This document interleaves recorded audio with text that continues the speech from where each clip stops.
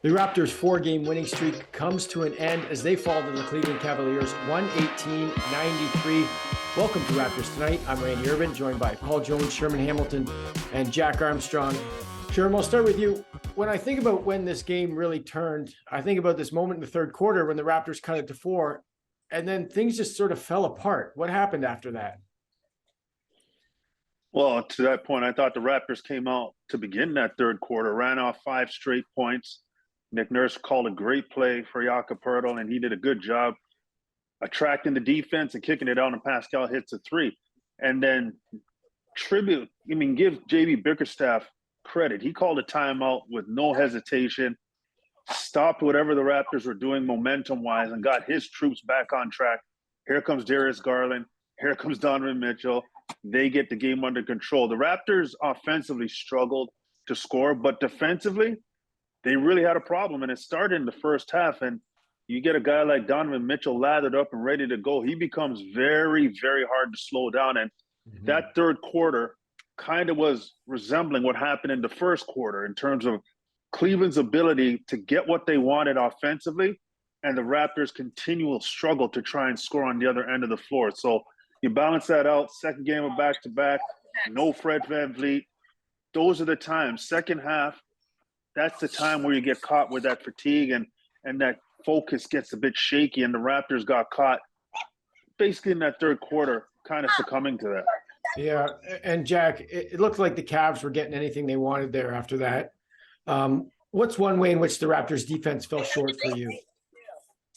A lot of perimeter issues, in terms of the splits and pick and roll defense, containment of the bounce, getting to people earlier, like late get into assignments. Part of it too was some of the offensive play was, in terms of the live ball turnovers. Cleveland really, that was their point of emphasis tonight coming in tonight. They wanted to get the ball to court quickly and not have to go up against Raptors set defense, because the Raptors set defense in the first 3 games of the series has been very effective at not only slowing them down, but turning them over. So it's really critical for the Raptors now, as I look at a game like tonight, it's a clunker. You're going to have some of these. You got 20 games left. This is a huge week. Okay, you got Chicago right behind you. You got Washington right behind you. Can you create some distance? Can you get to 500? This is a big week coming up. So as disappointing as this is, you got to remember they came in here having won 7 of 8, and the only loss was a fourth quarter meltdown against Utah. So they're playing good ball, but for this team to be successful now against a good schedule down the stretch, the defense has got to be there every night. Mm-hmm. And Jonesy really wasn't there against Donovan Mitchell, who has struggled in the 3 games against the Raptors this season. But 35 points tonight. Where did you see him adapt offensively? Well, he was aggressive early, Randy. I mean, all you had to do, and it's like somebody leaned over into his locker and said, "Oh, by the way, Donovan, you guys have lost 3 in a row to the Raptors this year, and you're only scoring 17 points. The team's output is down 10 points from what it normally is against these guys, and both your field goal percentage and your 3-point percentage is lower against Toronto than it is on the season average. So just remember that when you're playing Donovan." And he came out, I mean, he had as many points in the first half as he's had in 3 games against. He had more than 17 in the first half, and he had 17 in 3 games average against Toronto. So, and he's the leader. They took their cue from him. I thought they did.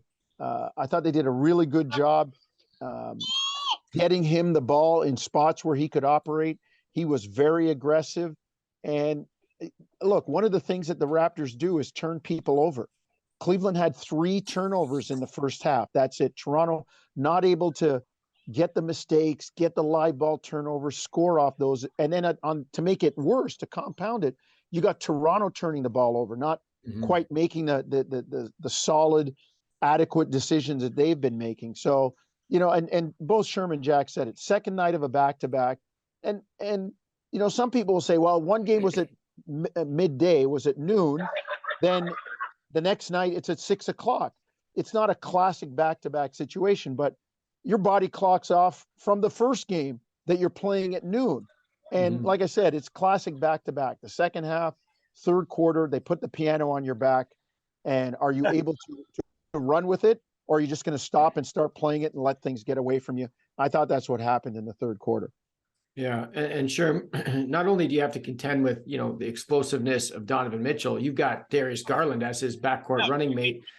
Are you surprised at all that these guys have been able to mesh so well together this season? Not really. I think there's enough space in the backcourt for both these guys to operate because they can both play off the ball as well. And, Darius Garland, he's a setup guy. He could score the basketball, but he did a good job in terms of finding teammates with, 11 assists. And he's a guy who, to me, when you look at the decision Cleveland made between he and Colin Sexton, you see why. You understand why they made that decision because his versatility. But I'm not surprised, Randy. Donovan Mitchell is a shot maker. He can go out there and he can get you a bucket.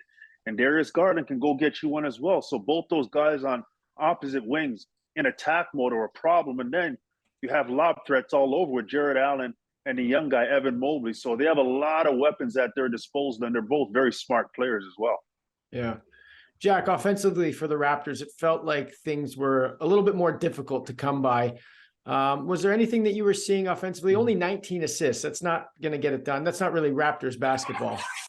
I thought the Cavs really did a great job extending their defense. I thought their ball pressure, they were really into Gary Trent Jr., who's, with VanVleet out of the lineup, he's your second scorer with this group behind Siakam. I just thought their pickup point, just the toughness, the determination that they played with, they were pushing you off your block a lot, and that comes as well from, circumstances. They got blown out by Atlanta, gave up the most points on the season coming into this game. They lost 3 in a row to Toronto. They're not used to losing 3 in a row. I just think they came in here. It's the old line. It's not who you play. It's when you play them. This is a bad night to play them. Yeah, Jonesy, you talk. Go ahead. No, I was just saying, interesting to Jack's point about Cleveland. And, they got a nice whistle because they've got that reputation as a defensive team. They're number 1 in fewest points allowed, top 10 in opponents' field goal percentage. You talked about the assists, Randy. They're number 4, giving up the 4th fewest number of assists over the course of a game. And you saw that tonight. They have an identity. They have a way that they play. And JB Bickerstaff, Sherm talked about the 2 big guys protecting the rim, patrolling the paint. You funnel them inside, you're going to have shots change, you're going to have shots blocked, and then they're going to rebound the ball because they're, number 2 in rebounding. So, they played to their identity tonight. And with all of the other circumstances around Toronto and the back-to-back and missing Fred and all of those other things, it was the perfect recipe for Cleveland to get this one. Yeah, and I thought it was just a great decision by JB Bickerstaff. You don't have a true point guard on the floor. So why not put pressure on the ball, extend it, and force guys who can handle the ball but are not ball handlers traditionally to make decisions from further away with pressure on them and having those passing lanes and their dribbles disrupted. I thought JB Bickerstaff, from that perspective, pinpointed a weakness and went after it. Yeah, and how much, Sherm, is Fred going to bring to the table when he does come back? I think the offense does look different when he's out there. Oh, absolutely. I mean, Fred does so much to get this team confident, comfortable, and in position offensively. And you see, a game like this, you kind of see it, understanding if Fred was in this game, Cleveland has to have a different approach because pressuring Fred is not going to change what Fred is going to do. He's used to handling the ball with pressure. He can still run his team. So to me, the calmness and the demeanor of composure that Fred brings under duress, it just permeates your team. And I think that Cleveland would have to really think twice about wanting to pressure Fred because he's going to make good decisions and pick that defense apart. Let's shift gears a little bit. Jack, I got to ask you about this because this stood out to me. 176-175 double overtime win. Clippers and Kings. Are things just getting out of control offensively here? Like, what are your thoughts on that game?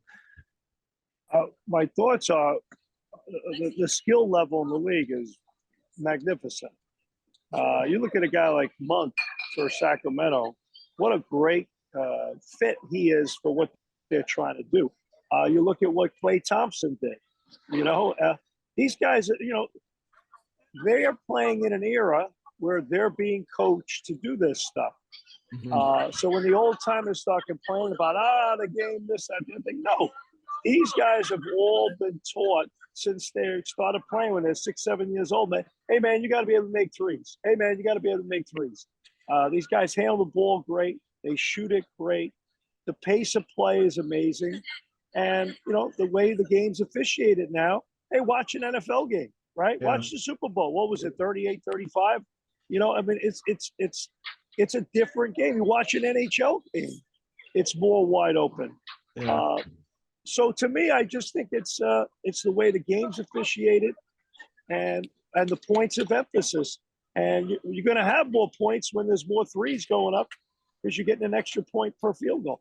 So Jack probably doesn't agree with JJ Redick's claim that it's more physical now than it was back in the 80s, right? Well, to his point.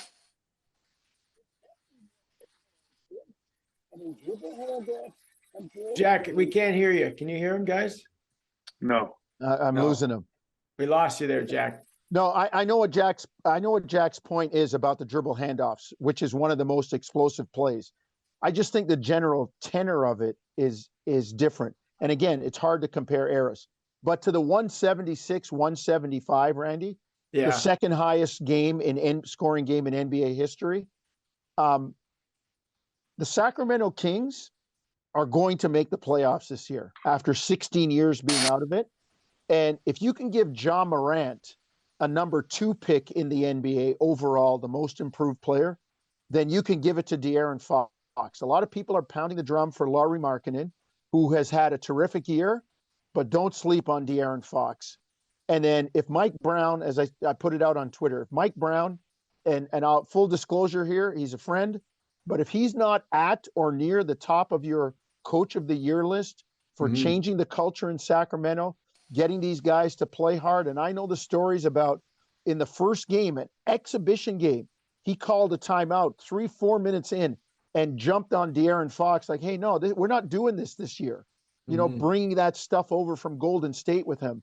If he's not at or on the top of your list for coach of the year, then something's wrong, because this is a really good team. You watch these guys play, man, they are a good team. And it's all about experience now for them going forward into the playoffs, because they could be a really tough out. Yeah. All right, Jack, save that thought. I'm not sure what happened technically there. We heard some shh going on, and then you're gone. But we'll figure it out for next show. Great stuff, guys, as always. Next game for the Raptors, Tuesday, back home against the Chicago Bulls. Tip-off goes at 7:30 p.m. Eastern. After the game, don't forget to come by Real Sports, be a part of the show as we live stream to YouTube. Thank you for watching, and we'll see you next time.